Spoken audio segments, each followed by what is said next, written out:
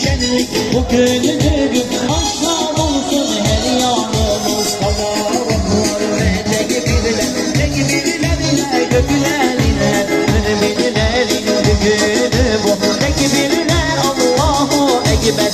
Müminlerin günü bu. Tekbirler Allahu Ekber.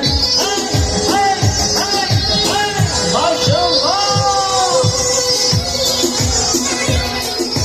Vay vay vay vay vay maşallah. Mustafa abimiz o maşallah. Harikallah, harikallah.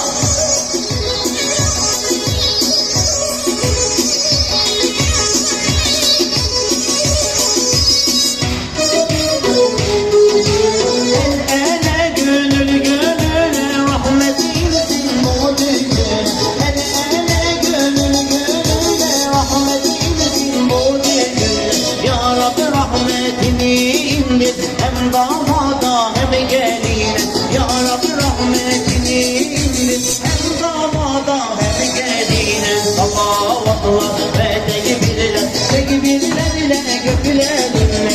Müminlerin günü bu, tekbirler Allahu Ekber. Müminlerin günü bu, tekbirler Allahu Ekber.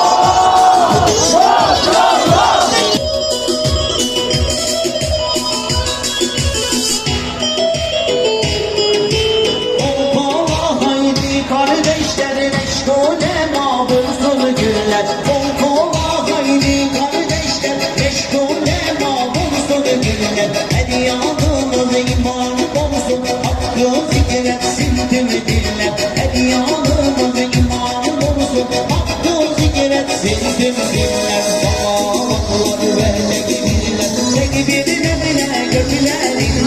Müminlerin günü bu, tekbirler Allahu Ekber. Müminlerin günü bu, tekbirler Allahu Ekber.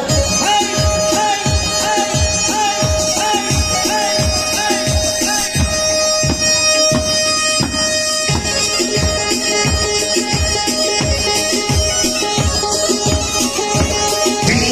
Binen safa binen, binen Enes binen. Binen safa binen, binen Enes binen. Vay vay vay vay.